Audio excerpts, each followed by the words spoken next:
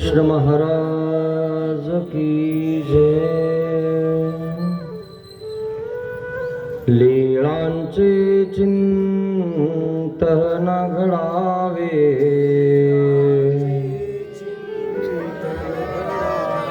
जीवनामुचे पावन व्हावे,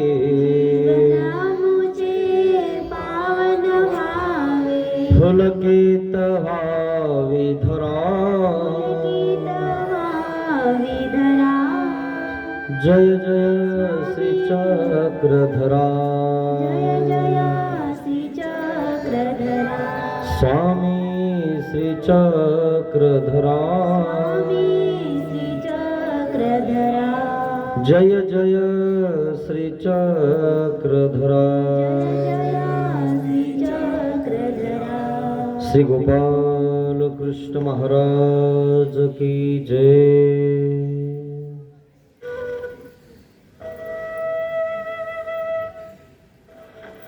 महानुभाव शिदोरी आश्रम निपाणी,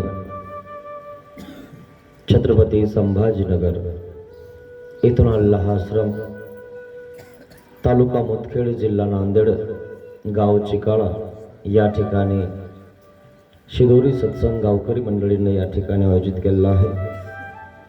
सकाळच्या सत्रामध्ये आपण स्मृतिस्थळ बघत आहोत। महिम भट्टाने सगळ्या लीळा जमा केल्या मित्रांनो, खूप मेहनत घेतली आणि त्या लीळा जमा करून तुमच्या हातात दिल्या, ते लीळा चरित्र दिलं आणि म्हणून लीळा चरित्र तुमच्या घरात पाहिजे। चरित्र बदलून जातं माणसाचं। तुम्हाला नाही वाचता आलं तरी तुमचे लेकरं बाळ नातू नाती वाचतील कधीतरी। एवढं मोठं ग्रंथ कशाचं आहे म्हणून कधीतरी बघतील आणि म्हणून तो घेऊन ठेवा घरामध्ये, खूप महत्त्वाचा आहे। आणि म्हणून स्मृती आपण बघत आहोत। अटने गदो नायक प्रकाशी माहीम भट्ट परितोष करणे। आटनामध्ये माहीम भट्टाला गदो नायक भेटले आणि तदनंतर ते अपरितोष करत आहेत। आटनाला म्हणजे नागदेव माहीम भट्ट आटनाला गेलेले आहेत आणि आटनाला गेल्यानंतर ते काय करायचे, आटनाला जाऊन त्यांच्या त्या घरी जाऊन त्यांच्याकडनं त्या लीळा ते काय करायचे, लिखाण करायचे। मग असं करता करता गदो नायक नावाचे खूप श्रीमंत एक सर्वज्ञ श्री चक्रधर स्वामींचे शिष्य होते, त्यांच्याकडे गेले। मग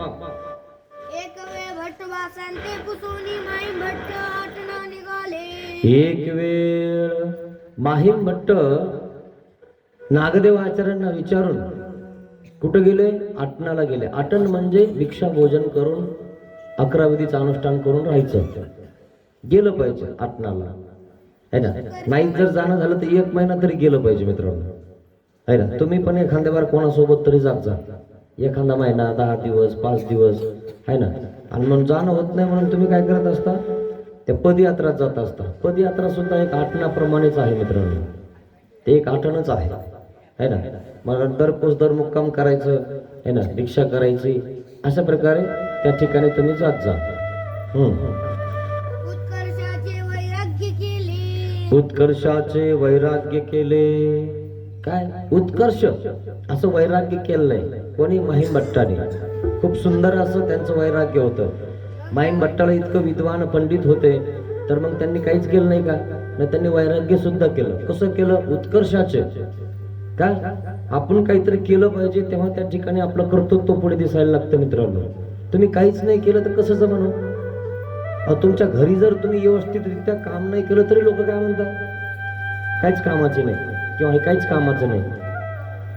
तुमच्या घरच्यावरूनच तुमचं कर्तृत्व लक्ष देतं मित्रांनो। ते तुमच्या मुलांना तुमच्या मुलींना तुम्ही कसा संस्कार लावलाय, कसं त्याला बोलायचं शिकवलं, कसं उठायचं शिकवलं, याच्यावरूनच ओळखू येतं तुमचं घर, खरं आहे। असा प्रकार आहे। आणि म्हणून आपण त्यांना त्या ठिकाणी ते शिकवलं पाहिजे, घेतलं पाहिजे, दिलं पाहिजे, घेतलं पाहिजे। मग हे माहीम भट्ट तर खूप हुशारच होते, पण ते हुशारच होते का ते, नाही, ज्ञान भक्ती आणि वैराग्य हे पण ते करत होते। हे आपण सुद्धा केलं पाहिजे मित्रांनो। मग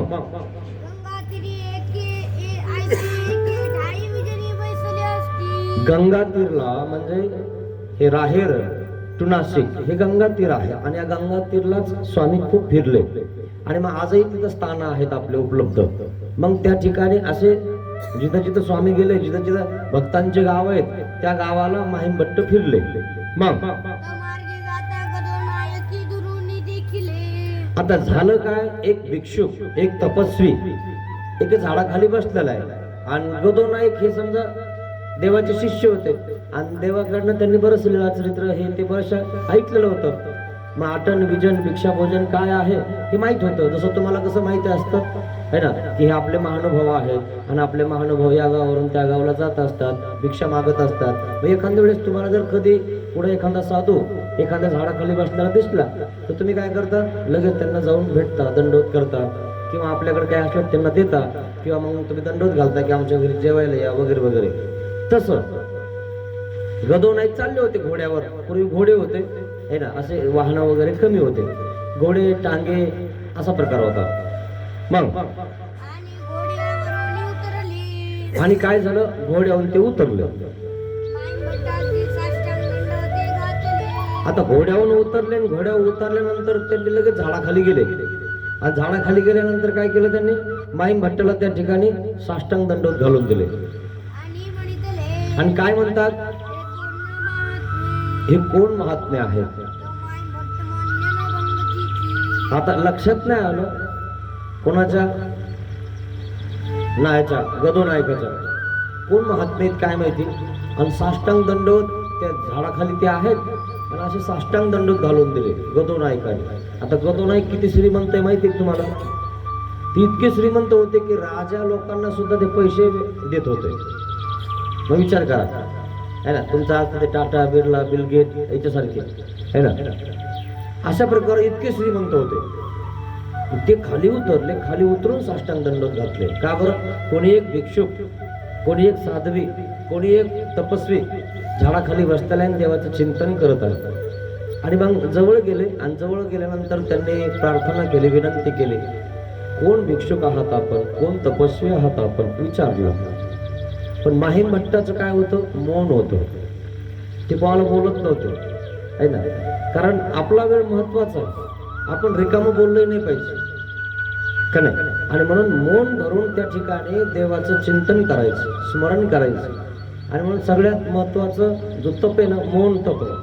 आणि म्हणून सर्वज्ञ श्री चक्रधर स्वामींनी 12 वर्ष मौन स्वीकारलं होतं सालवडीच्या डोंगरात, वैराग्य केलं होतं. देवाने आधी केलं मग करायला सांगितलं. हे खूप महत्वाचं आहे मित्रांनो. मग गदोनायक दंडवत करोनी निघाले. गदोनायक दंडवत करून निघाले. मग गदोनायक दंडवत करतात आणि मग निघतात, कारण ते काही बोलले नाही. आणि मग गदोनायक म्हणले ठीक आहे बा, तुमची तपश्चर्या चालू आहे, चलू द्या. आणि मग निघून गेले दंडवत करून, बोललेच नाही ना ते माहीमभट्ट. मग माहीमभट्ट गदोनायकातील ओळखीची. मग माहीमभट्ट गदोनायकाला है ना नोळखती, म्हणजे माहीमभट्टाने गदोनायकाला काही विचारलं नाही. मांगीला कडोनी गदोनायकाचा बडवा आला. मागीला कडोनी गदोनायकाचा बडवाला. तितक्यामध्ये मग मागच्या बाजूनं गदोनायकाचं बडवा म्हणजे त्यांचं घरचं कोणी है ना, काम करणारा म्हणा, काही म्हणा है ना, कारण ते श्रीमंत खूप होते है ना. मग त्यांचा बडवा त्या ठिकाणी मागून आलेला आहे. मग तो माहीमभट्ट सावमे जाऊन इतया ते पुसिले. माहीमभट्ट साईमोय जाऊन त्या ते पुसले. माहीमभट्ट थोडेसे पुढे गेले आणि पुढे गेल्यानंतर त्यांच्या जवळ गेले. जवळ जाऊन विचारलं, काय विचारलं, आहो घोडेकार कवन जात असती. हे घोडेकार कोण चालले हो. तो त्याने सांगितले. मग माहीमभट्टाने त्यांच्या गड्यालाच विचारलं की बाबा हे जे घोड्यावर बसून जे चालले हे कोण आहेत. नाही हे गदोनायक. अहो तुम्हाला माहिती नाही का म्हणे. म्हणे नाही ना. म्हणे कोण आहेत. गदोनायक, हे गदोनायक भंडारी है ना, नेवरगावचे. नेवरगाव माहिती आहे तुम्हाला, संभाजीनगर मध्ये आहे, जिल्ह्यामध्ये आहे, गंगापूर तालुका आहे. नेवरगाव आजही तिथं आपलं स्थान आहे. आणि त्या नेवरगावला त्यांचा खूप मोठा असा वाडा होता है ना. आजही त्या ठिकाणी तुम्हाला काही गोष्टी त्यांच्या बघायला मिळतात. नेवरगावला कोण आहेत म्हणे हे? नाही, हे नाही का नेवरगावकर गदो नाईक भंडारी. भंडारी म्हणजे त्यांच्याकडे खूप पैसा होता, खूप श्रीमंत होते. आणि ते देवाला म्हणतात, महाराज मी दीक्षा न घेता मी तुम्हाला आहे ना सोन्याने मण्याने सगळ्याने असं मडवतो, मला देव होईल का? देव म्हणतात, देवी तो देवीची पाविजे किंगा. काय देव देवानेच पावला जातो. आणि म्हणून त्या ठिकाणी परितोष झाला. मग माहीम भट्टाला परितोष झालेला आहे. म्हणू लागले मग काय म्हणत होते? कटा हा हा कटा कटा मी पापिया आहे. एवढे मोठे माहीम भट्ट है ना, काय म्हणतात, गदो नाईकाला मी बोललो नाही. कारण गदो नाईक देवाचे खूप लाडके आणि जवळचे होते. गदो नाईक पकडले गेले होते. कशामुळे माहिती का? त्यांच्याकडे इतकं धन करून आलं म्हणून धाड पडली होती. आपल्यावर धाड पडली ना, नोटा बंद झाल्यावर सगळ्या उशीतल्या इकडल्या तिकडल्या सगळ्या निघल्या नाही. आणि मग तो काळा पैसा गोरा झाला. ज्याच्याकडे जास्त आहे त्यांनी सांगितलं की इतकं इतकं तुम्ही असं असं करायचं, तेव्हा तुम्हाला तितकं तितकं राहील आणि इतकं इतकं भरावं लागेल आम्हाला, असा प्रकार. मग तरी या ते गोसावी यांच्या लीळा पुस्तकी या ते गोसावी यांच्या लीळा पुस्तकी मी यांना देवाच्या लीळा विचारल्या असत्या है ना. आणि हे माझ्या समोरून गेले, मला दंडवत केला आणि मी यांना बोललो सुद्धा नाही. मग या काय म्हणतात, माहीम भट्ट म्हणतात, मी यांना बोललो सुद्धा नाही है ना. आणि म्हणून कोणी आपला असला दंडवत घातला की त्याला दोन शब्द बोललो पाहिजे, त्याच्या पाठवून हात फिरवला पाहिजे, त्याला शाबासकी दिली पाहिजे. वा वा कुंकुण आले, कुठं चालले, घरचा परिवार वगैरे सुखी आहे ना, कसं चालू आहे, सगळं व्यवस्थित आहे का, हे की नाही. नाही तर माणूस काहीच बोलत नाही, लगेच सुरकून निघून जातो, हे की नाही. त्यांनी प्रेम टिकत नाही मित्रांनो. काय प्रेम वाढायचं असेल तर एकमेकाला बोलावं लागेल की नाही. मग मग यावरी माईम भट्ट प्रस्ताविक वाक्य म्हणतली. यावरी माहीम भट्टाने प्रस्ताविक वाक्य उच्चारलं. अपरीक्षित न कर्तव्य कर्तव्य सुपरीक्षित पुढचं घे. पश्चात भवती संतोषा ब्राह्मणी नकुलो यथा तैसे झाले ऐसे म्हणून दुःख करवली. आणि मग ते दुःख करत होते की बाबा माझं काम होतं की त्यांना आपण बोलायला पाहिजे होतं, त्यांच्या जवळ जायला पाहिजे होतं. कारण ते देवाच्या जवळ राहिलेले, देवाने त्यांना सोडवलं.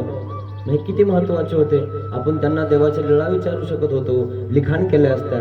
आणि मी त्यांना बोललो सुद्धा नाही, माझं मन भंगलं नाही, हे की नाही. काही गोष्टी असं असतात मित्रांनो की तारतम्य असतं, केव्हा काय करायचं आणि केव्हा काय नाही करायचं.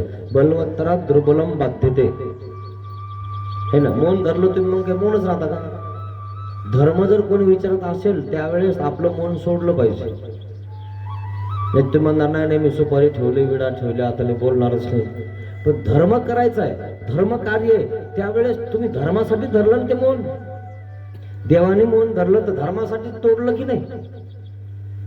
पारधी समोर गेले, त्या कुत्र्याला वाचवायचं होतं, सशाला वाचवायचं होतं, कुत्रे अंगावर भिडत आहेत. आणि मग देवाने तिथं मौन तोडलं की नाही. कोणासोबत तोडलं? पारध्यासोबत. पारध्यांना स्वामींना सांगितलं म्हणजे उद्घाटन करून झालं. पाहिलं का? लोक म्हणतात याला सांगू नका, त्याला सांगू नका, हे करू नका, ते करू नका. देव जर बोललेच नसे तर काय माहित झालं असतं तुम्हाला. त्यामुळे हे खूप महत्वाचं आहे. देवाने त्या ठिकाणी सांगितलं एक शरण आल्या काही मरण असेल, बस शरण आला त्याचं संरक्षण करणं आमचं काम आहे.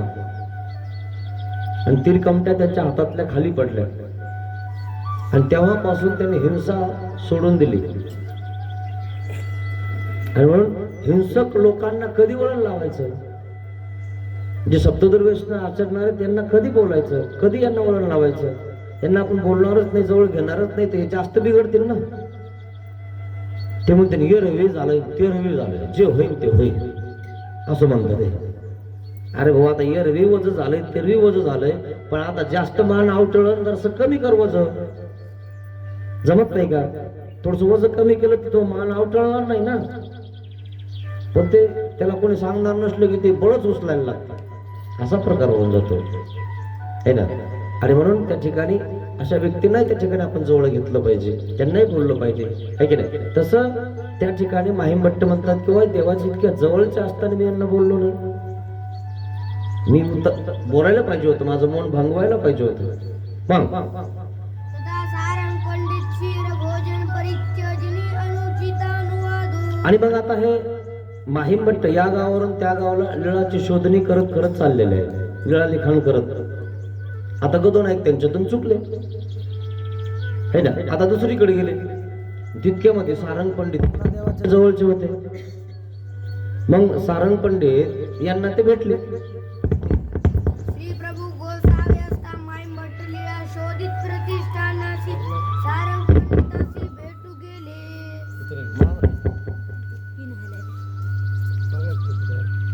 मग आता सारंग पंडित त्यांना भेटलेले आहेत. सारंग पंडिती अभ्यागतासी प्रार्थिले. सारंग पंडिताने अभ्यागताशी प्रार्थना केली. माहीमभट्टाला दंडवत घातला की आमच्याकडे तुम्ही भोजनाला चला. मग माईमभट्टी म्हणितले. कारण साधू आहेत, साधूला कोणी दंडवत घालतं किंवा आमच्याकडे तुम्ही भोजन करायला चला. मग माईमभट्टी म्हणितले. माहीमभट्ट काय म्हणतात, प्रति गोसाव्यांच्या लीळा सांगाल. माझ्याकडे जर तुम्ही देवाची लीळा सांगितल्या तर मी तुमच्या घरी येतो आणि मग जेवण करतो. खरं की नाही, इतकं जेवणाचं महत्व आहे. तुम्ही जर काहीतरी देवाचं सांगत असाल, देवाचं करत असाल, त्याच खावं, नाहीतर रिकाम्या लोकांचं काय खावं. आता आमच्यासारखे सोडून द्या. खरं की नाही, असा प्रकार झालाय आजकाल. ते माहीमभट्ट खात सुद्धा नव्हते. तेही मानिले. मग ते म्हणले ठीक आहे, काय हरकत नाही बाबा, कारण ते साधू आहेत, तपस्वी आहेत. ते म्हणे आम्ही तुम्हाला देवाची लीळा सांगू, पण आमचा एक घास तरी तुम्ही खा, एक घास तरी. म्हणून तुम्हाला सांगितलं, जर एक शीत जर एका साधूनं खाल्लं तर मेरू आशने गोमट होतं. म्हणून कधीच म्हणायचं नाही की याला द्यायचं का त्याला द्यायचं का. लगेच अमृत भिक्षा, ज्याचं भाग्य आहे त्याच्या घरी ती भिक्षाची झोळी जाते है ना. आणि ज्याला खूप आवडी आहे, भाव आहे, त्याचं ते येतं आणि त्याला ते घडतं. ज्याला घडायचंच नाही त्याला घडवायचं कशाला. ते म्हणतं तुम्ही ते काम करू राहिले, रिकामे राहा, मला काय मागं लागलं. अशा लोकांचं त्या ठिकाणी खाऊ नये. आता इतक्या जवळच्या असताना सारंग पंडित तरी सुद्धा माहीमभट्ट त्यांचं खायला तयार नाही. लीळा जर सांगितलं म्हणे एक दोन तर खातो. खरं की नाही, पण हे महत्वाचं. मग तेही मानिले. मग ते म्हणले ठीक आहे, आम्ही लीळा सांगू बाबा, पण तुम्ही आमची इथं जेवा. सारंग पंडित आधी गोसाव्यांच्या लीळा सांगितल्या. मग सारंग पंडित आधी देवाच्या कथा लीळा सांगितल्या. माईसी बरवी खीर रांधिली. तो उमाईसी बरवी खीर रांधेली. उमाईसानं त्या ठिकाणी काय केलं, खीर चांगल्या प्रकारे केलेली आहे माहीमभट्टासाठी. तो माईसी बरवी खीर रांधिली. खीर प्रधानी अवघे अन्न. आता खीर मुख्य आहे आणि इतर पदार्थ आहेत. तसं आपण बघत असतो ना, आज का आहे वा. मुख्य काय असतं, पदार्थ. मग कोणता पदार्थ आहे तुम्हाला कळतं, गोड काय आहे वा विशेष है ना. नाही तर वरण भात दररोजच असतो. खरं की नाही, वरण भात भाजी चपाती आहे ना. आणि त्याच्यात मुख्य काय आहे, तसं मुख्य काय केलं तिनं, खीर केलेली आहे. कोणासाठी, माहीमभट्टासाठी. मग माईमभट्टासी ताट केले. माहीमभट्टासी ताट केले. ताटावरी बैसोनी अनुज्ञा समयी माईमभट्टी म्हणितले. आता भोजन दिलं, पाठ ठेवला, ताट आणलं आणि माहीमभट्टाला सांगितलं घ्या ना भट्टो. दंडवत घातले सारंग पंडिताने, घ्या म्हणे आता. कारण सारंग पंडिताची बुद्धी होती कोणावर, माहीमभट्टावर. कारण माहीमभट्ट विद्वान होते, खूप विद्वान. 18 पुराण, 6 शास्त्र, 4 वेद तुम्हाला सांगितलं. आणि त्याच्यामुळे ते सारंग पंडित हे ब्राह्मण होते आणि माहीमभट्ट हे ब्राह्मणच होते. ब्राह्मण लोक इकडे आले आणि आपण अजून तुम्हाला सांगतो त्या कुलकर्ण्याचं ऐकतो कर्मकांडात. आणि यांनी सगळं सोडून दिलं. कमाल आहे ना आपल्यावर, किती कमाल आहे याचा विचार केला तुम्ही. नागदेवाचार्य कोण होते, ब्राह्मणच होते. त्यांनी सगळं सोडलं कर्मकांड, आपण नाही सोडत. विचार करण्यासारखी गोष्ट आहे. असा प्रकार आहे मित्रांनो. तसे माहीम भट्ट तिथं बसले आणि बसल्यानंतर ताट आल्यानंतर त्यांनी अनुज्ञा दिली की आपण भोजन करा. मग गोसाव्यांच्या प्रसादाचा लाडू चूर करून खिरीवरी घालाल तरी मी जेवीन. पाहिलं का म्हणे तुमच्याकडे देवाचा लाडू आहे, लाडू देवाने प्रसाद म्हणून द्यायला. आता ते सारंग पंडितांनी खूप उपकार केलेले होते आणि मग एखादा लाडू देवाने दिला असं, मग घ्या तुम्हाला प्रसाद म्हणून. म्हणे तुमच्याकडे लाडू आहे ना, त्या लाडूचा थोडासा भोगा खिरीवर जर टाकलं तर मी खातो म्हणे, नाही तर मी खात नाही. मी म्हणलं की नाही आपल्याला पंगत नको. कारण तिथं येऊन जर तुम्ही दंडोत करत नाही मग खायला आम्ही का खायला आलो तुमच्या इथं? ते तर लिळा सांगून मी खाईना. आता पुन्हा एक पण मांडलं. काय पण मांडलं? देवाच्या लाडूचा भुगा जर तुम्ही टाकाल तर खातो. पाहिलं ना? मग ते म्हणले बाबा आता तुम्हाला तर आम्हाला जेव घालायचंच आहे. ठीक आहे बाबा, आम्ही देवाच्या लाडूचा भुगा तुमच्या खिरीवर टाकतो. मग मग उमाईसी गोसाव्यांच्या प्रसादाचा लाडू कुसरून मग आता उमाईसानं काय केला? थोडासा लाडूचा असा भुगा आहे ना कुस्करला आणि खिरीवर टाकला असा. मग माईभट्टी लाडूची सेवा खाडू खाडू खादली. मग आता माई भट्टाने त्या ठिकाणी पूर्ण खीर घेऊन घ्यायची ना, है की नाही? टिफिन करून टाक, है की नाही? मग तसं नाही केलं माईम भट्टाने. माईम भट्टाने काय केलं? ते वरच आहे ना, ते लाडूचं वरची खिरीचं ते वरचा पापडा जिथं खीर लाडू पाळला होता ते खाल्लं आणि खीर तशीच ठेवली. पाहिलं का? देवाचं तेवढं खाल्लं. आता वास्तविक पाहता सारंग पंडित हे देवाच्या खूप जवळचे, घ्यायला पाहिजे होतं, परंतु त्यांना वाटतं की नाही मी फक्त देवाच घेईन आणि जे भाविक आहेत, जे सात्विक आहेत किंवा त्यांची खूप आवडी आहे त्यांचंच खायचं. आम्ही तर ज्याला दंडोत करत नाहीत, काही करत नाही, त्यांचं खायला बसलो. खरं की नाही? म्हणून खाल्लं नाही पाहिजे अशा व्यक्तीचं जो दंडोत कराना, येईना, जाईना, बोलना, चालना, त्याचं खाल्लं सुद्धा नाही पाहिजे. कारण तो धर्मातच नाही ना. उलट काहीतरी नावं ठेवतो, बोट ठेवतो, अशा व्यक्तीचं कशाला खायचं? है ना? दुसरे नाही आहेत का जे भावाळू लोक आहेत ना, काही सात्विक लोक आहेत ना काही, की ते दंडोत घालून आपल्याला खा म्हणता, बसा म्हणता, या म्हणता, आणि त्यांचं सोडून द्यायचं ना, कोणाचं खायचं का? पण इथं माईम भट्टाचं थोडंसं हेच झालं. कारण देवाचा लाडू दिला, खीर केली, है ना, सगळ्या लिळा सांगितल्या, तरी पण खाईना. मग एखादा नावबोट ठेवणारच आपण कसं खायचं? खाता येईल का त्याचं? खाऊच नाही. पण आपण म्हणतो जाऊ द्या, है ना? तसं माहीम भट्टाने तर खाल्लंच नाही, फक्त वरचं खाल्लं. मग भिक्षा करून गंगे जेविले. वरचं खाल्लं, बाकी थोडस घेतलं आणि त्यांना भूक होतीच, पण त्यांनी सारंग पंडिताचं नाही खाल्लं, भिक्षा केली आणि ते खाल्लं. म्हणून मी तुम्हाला काय म्हणलो होतो, मी भिक्षा करतो. आपल्याला पंगत लागत नाही ना, काही लागत नाही. ज्याची इच्छा आहे ती दे, नाही द्यायचं तर आपल्याला काहीच नको, कारण देवाने आम्हाला झोळी दिलेली आहे ना. भिक्षाचं खाल्लं उचित, खरं की नाही? ज्याची देण्याची इच्छा नाही त्याचं काय खायचं मित्रांनो? सारंग पंडित खाल्लं का? सारंग पंडिताचं माईम भट्टाने इतक्या जवळचे असून खाल्लं नाही, याचा विचार करा मित्रांनो तुम्ही. म्हणजे खाण्याचं किती महत्व आहे. मग भट्टवासासी भेटावया माहीम भट्ट परत आले. आश्रमात परत आले. ते आपल्याला गेले होते ना आश्रमातून. मग क्षेमवार्ता सांगतात, आश्रम आला किंवा गेला, है ना. मग त्या ठिकाणी भेटण्यासाठी माहीम भट्टाला भेटण्यासाठी नागदेव आचार्याला भेटण्यासाठी माहीम भट्ट आले. मग आल्यानंतर भेटकाळ झाला, मग क्षेमवार्ता सांगितली, सांगू राहिले. आता जर तुम्ही भेटलेच नाही तर तुम्हाला काय क्षेमवार्ता सांगायची? तुम्हाला काय विचारायचं किंवा काय करायचं? काही करताच येत नाही ना, की नाही? हे कोणाचं काम आहे? नाही, साधूचं काम असतं आणि तुमचंही काम असतं की नाही, आपण भेटलं पाहिजे, त्यांनी आपल्याला भेटलं पाहिजे. हा भेटकाळ विधी झाला मित्रांनो. आणि तो जर नाही केलं की ते तुमचं तर तितकं गुमटा अंतरलं, है की नाही? देखत खेवी दंडवत घालावे. कुत्र माहिती का तुम्हाला? तुमचा कुत्र्याचा अनुभव घ्या. आता तुमच्या घरासमोर इकडं तिकडं असेल ना, तुम्ही दिसले की शेपूट हलित हलवत की नाही?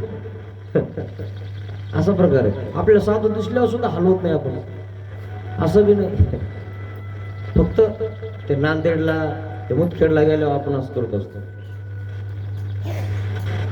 आणि ते दुकानदार ते ओळखणं बी याला, वा बघणं बी याच्याकडे कोणी, तरी असं करतो. ओ पाटील, ओ दुकानदार, ते त्याच्यामध्ये आणि हे त्यांना हात करून राहिलो. आणि काहीच फायदा नाही, काहीच देणार नाही याला. 1 रुपया बी कमी करत नाही दुकानदार वगैरे याला. अहो तुम्ही माझ्या ओळखीचे, थोडं कमी करा ह्या तिकडं. आणि साधूला दंडोत केल्यावर काय होतं? कर्माच्या त्या ठिकाणी पापाच्या राशी नसतात. परमेश्वर भेटल्याचं गोमट प्राप्त होतं आणि त्याला बाजूला सरकतंय, त्याच्या जवळून जातो पण दंडोत करत नाही. किती अवघड आहे ना हे. तुम्ही अनुभव घ्या, तुम्हाला अनुभव येईल कधी. मग भट्टवासी म्हणितले काय म्हणतात नागदेव आचार्य? माईम भट्ट अहो माईम भट्टो, अनुचित केले, तुम्ही अनुचित केलंय. पांड्याचे काही घेत तुम्ही पांड्याचं खाल्लं नाही, अनिष्टापासून निष्कर्ष सारंग पंडिताचं खाल्लं नाही तुम्ही. जर तुम्ही खाल्ला असता तर तो अनिष्टापासून वाचला असता. घ्यायला पाहिजे तुम्ही त्याच्यावर, कारण खाल्ल्यानंतर तुमच्या बुद्धीमध्ये फरक पडतो मित्रांनो, आणि म्हणून तुमचं खावं लागतं. आणि जो येत नाही, देत नाही, खाऊ घालत नाही, त्याच्या बुद्धीत फरक पडणार, त्याच्यात फरक पडणार, असा प्रकार आहे मित्रांनो. मग जो कसा तरी करतो आणि मग खाल्ल्यानंतर त्याला बरं वाटतं, बाबा कसं काय झालं ती भाजी, मस्त झाली, दुसऱ्या वर्षी चांगली करून जरा. त्याचा भाव वाढला ना, त्याला वाटतं नाही नाही बरं आहे गड्या, मग आपण अजून करू. काय खर्च आहे? काहीच नाही. 10-12 चपात्या, थोडीशी भाजी, थोडंसं वरण, झालं बाबाची पंगत. काय विशेष आहे? असा प्रकार आहे मित्रांनो. मग त्याला आवडी संचरते, तितक्यामुळे आवडी संचरली ना. आणि आपण त्याला बाजूला केलं असतं तर त्या ठिकाणी त्याला आवडी संचरली असते का? म्हणून त्याच्या मनातला ओम पाहिजे तो, नाही बाबा आपल्याला बी करायचं, त्याचं घ्यायचं मित्रांनो, है ना. मग इतकं सारंग पंडितांनी केलं तरी सुद्धा माई भट्टांनी खाल्लं नाही. तर नागदेव आचार्य काय म्हणतात? तुम्ही खाल्लं नाही, त्यांचं अनुचित केलं तुम्ही, हे चांगलं नाही केलं, खायला पाहिजे होतं. मग काय म्हणतात माई भट्ट?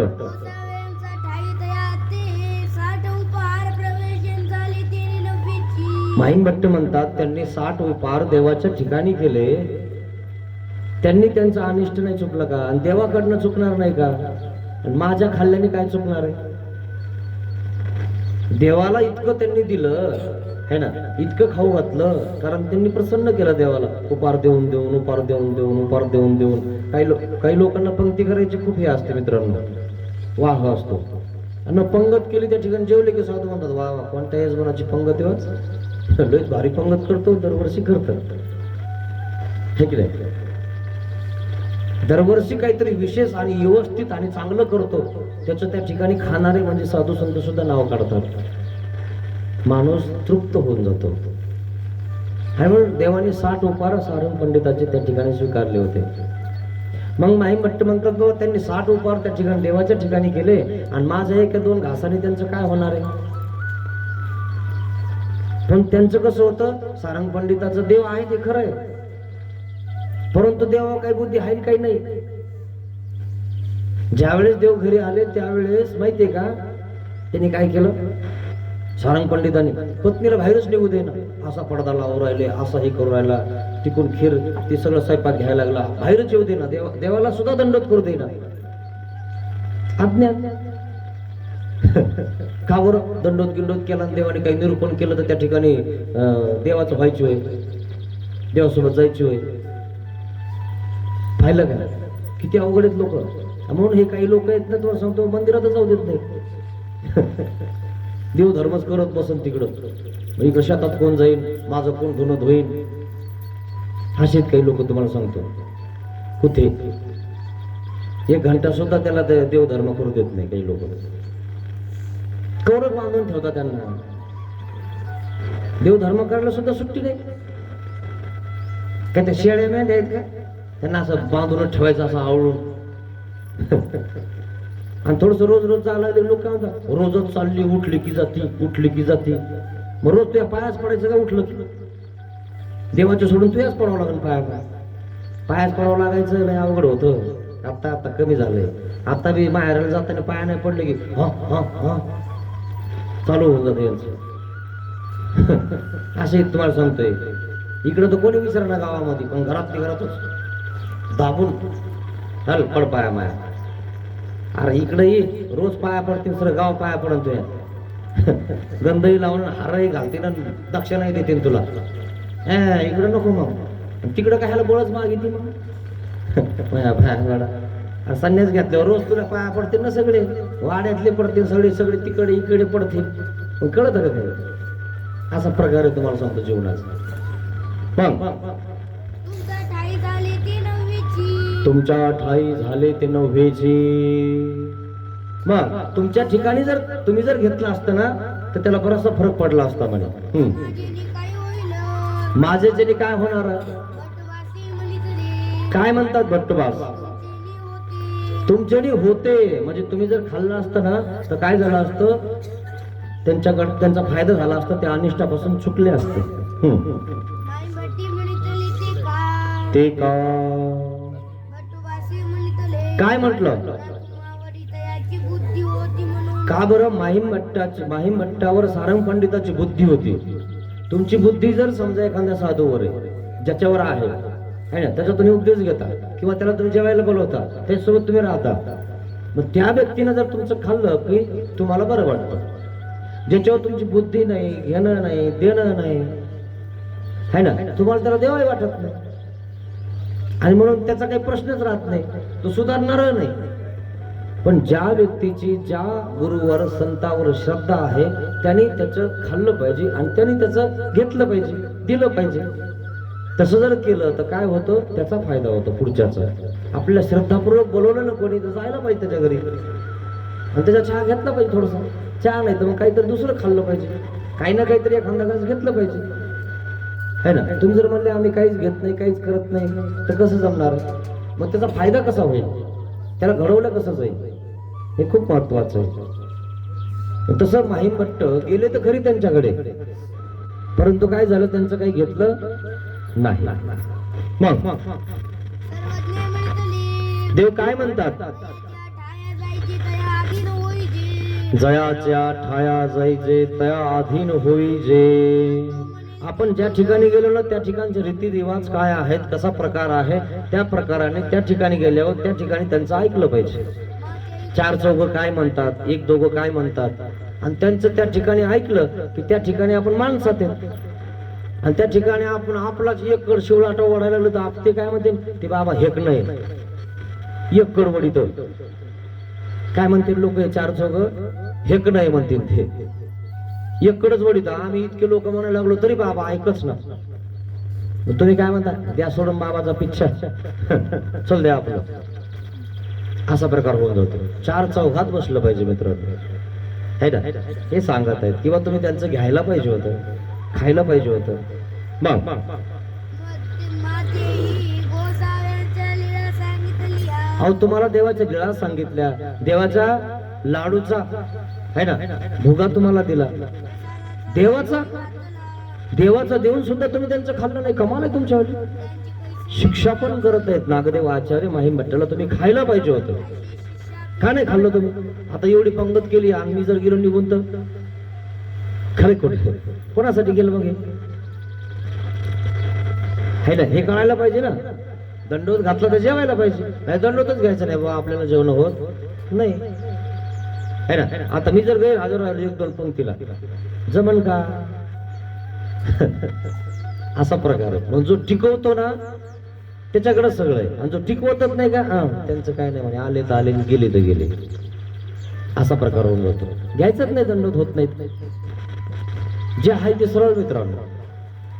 तुम्हाला येणं होत नाही, काही करणं होत नाही, मग माझं येणं होत नाही आणि मी काही येऊ शकत नाही, सरळ सांगितलं पाहिजे. कारण त्याचं स्वयंपाक ती बाई करणार नाही ना, तिला कष्ट होणार नाही ना.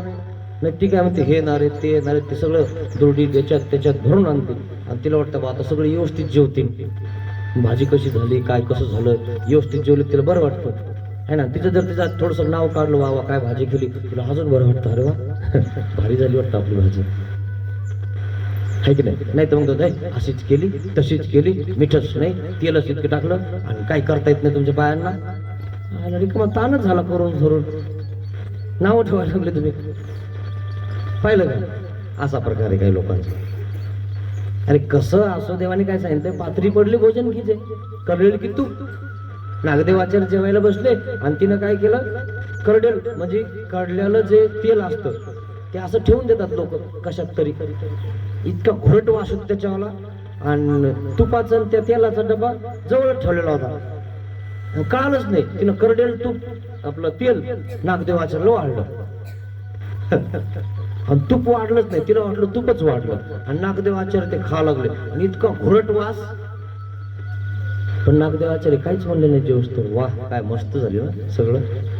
आणि तिनं शेवटी मग खायला लागली आणि ते उचलायला लागली ते सगळं ताट वगैरे, तिला वास आला, अरे घमकारा कशाचा आला, अरे मी तर नागदेवाचार्यला कळलेलं तूप आहे ना तेल वाढलं. आणि मग ती नागदेवाचार्यला पुढे जाऊन हात जोडते, आहो तुम्ही सांगायचं तर खरी की हे तुम्हाला वास येऊ राहिला आणि तुम्ही तसंच खाल्लं. अहो मला काही कळतच नाही म्हणे तूप आहे का कळेल, हे जे आलं ते खाल्लं म्हणे मी, मला काही वाटलंच नाही, मला काही वास आलाच. आम्ही एका ठिकाणी असंच होतो आणि आम्हाला शिरा केला. शिरा केला तर म्हणतो शिरा आणला की भमकारा भमकारा, सगळे लागले कोथायला, पण मी चुपचाप खाल्ला. सगळे माया लागले, लय तूप टाकलं म्हणे याच्यामध्ये, जिनं केला तिला. आणि तिनं खाल्ला मग नंतर, आणि तीच लागली म्हणायला मग त्या याला त्याला, कुठलं काय घेतलं काय टाकलं याच्यात, बाबाला तसंच खाऊ घातलं म्हणे. कारण तिनं खाल्ल्यावर तिला कळालं की याच्यात कसा भमकारा येतोय. आणि मी म्हणलो नाही नाही लय मस्त होता म्हणे शिरा, नाही लय चांगला होता म्हणलं, काही टेन्शन नाही. नाही बाबा चुकलंच म्हणे आमचं, ते कळडेल म्हणजे कळलेलं हे येड्याला काही कळत नाही म्हणे आचार्याला, त्याने तसंच टाकलं म्हणे. असरे लोक लागले कोथायला, असा प्रकार आहे जे. पण ते सुद्धा साधू त्यांनी सुद्धा ते ठिकाणी म्हणू नये असं, नागदेवाचार्य म्हटलं सुद्धा नाही असं, आहे की नाही, की बाबा याचा वास येऊ राहिला काही वगैरे काहीच म्हणलं नाही, चुपचाप खाऊन घेतलं. नाही तर आपल्याला नाव बोट ठेवायचे लय सगळं, लय तिखटच केलं असंच झालं, बस केलं ते केलं आणि पुन्हा काय झालं तुम्हाला समजलं. पण नाव बोट कधी ठेवू नये मित्रांनो. कोणाला केलं ना बिचारीने एवढं मोठं सगळं स्वयंपाक केला, हे केलं ते केलं, मग माहीम भट्टाने अपरितोष केला की खरंच माझं चुकलं की मी त्यांचं खाल्लं नाही.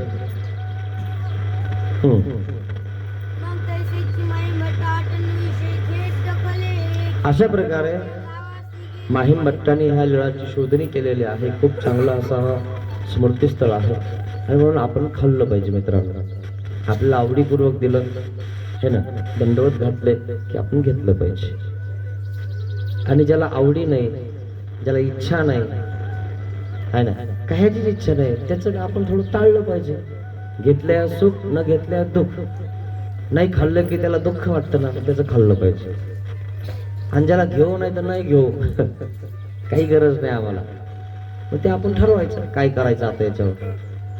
अशा प्रकारे हे माहीम भट्टाला त्या ठिकाणी नागदेवाचार्य समजावून सांगत आहेत, म्हणजे चुकलं माझं, अपरितोष केलं.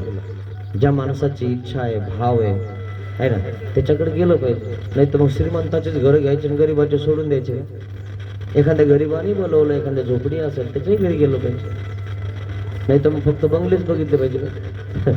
जरा बंगल्यामध्ये 100ची निघण, निळी निघण, आणि तिथं काय निघली तर फाटकी निघण 10ची, म्हणून त्याच्या घरी जायचं नाही का? असं काही नसतं मित्रांनो. त्या दक्षिणावरून पैशावर नका बघू, प्रेम महत्वाचं आहे. ती कशी का होईना, तिला इच्छा झाली ना बोलवायची, मग तिच्या घरी गेलं तर काय बिघडलं? तिच्या घरी पाहायला लागले तर तिला वाटतं ना की माझ्या घरी साधू आले, संत आले, एक दिवशी देव येऊन जाते. हे साधू संताला केल्यानंतरच तुम्हाला सांगतो पुढे पुढे माणूस देवापर्यंत पोहोचतो, नाही तर पोहोचत नाही मित्रांनो. हे साधन आहे मित्रांनो, ध्यानात घ्या, तेव्हा तुम्हाला साध्य प्राप्त होईल, नाही तर असं होणार नाही. आणि उचित अनुचित काय आहे ते बघून त्या ठिकाणी पुढे चालत जा, जेणेकरून परमेश्वर तुमच्यावर नाराज होणार नाही. अशा प्रकारे करत जा आणि तुम्ही सतर्क राहा जा. कोणताही साधू येऊ, तो कोणत्या कलरचा आहे आणि कोण्या शाखेचा आहे हे नका बघत जाऊ. आणि हाय ना साधू आपल्या देवाचा बस है ना, त्याला आवडीपूर्वक दंडोत घालत जा, जीव घालत जा, यथाशक्ती त्याच्यावेळी दक्षिणा करत जा है ना. नसेल काही तर बाबा एवढंच घ्या, धकून घ्या है ना. पण तो असा आणि तो इकडला आणि तो तिकडला है ना, तो असाचे आणि तो तसाचे, तुम्हाला काय हक्क आहे त्याला म्हणायचा? तो देवाचा आहे ना बस, बाकी काही माहिती नाही म्हणायचं आम्हाला, आमच्या देवाचा आहे म्हणून आपण करायचं असतं. आणि असं करता करता देव एक दिवशी आपल्या घरी जेवून जातील. अशा प्रकारे ही अन्नदानाची कथा है ना, स्मृती नागदेव आचार्यांनी त्या ठिकाणी महिमट्टाला सांगितलं की खाल्लं पाहिजे, घेतलं पाहिजे है ना. आणि त्या ठिकाणी धर्म असेल तर बोललंही पाहिजे, विचारलं आपल्याला कोणी तर सांगितलं पाहिजे. आणि जर विचारतच नाही, ऐकतच नाही, त्याला घ्यायला सांगायचं, काही गरज नाही. अशा प्रकारे ही स्मृती या ठिकाणी संपलेली आहे. श्री गोपाल कृष्ण महाराज की जय. दंडवत हो. पंक्तीवाले आले, मास्टर आले.